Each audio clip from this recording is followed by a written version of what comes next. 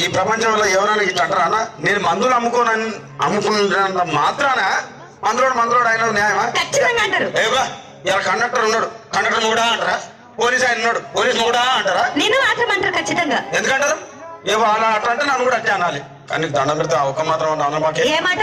అదే ఏ మాట చెప్పు. మాట మాట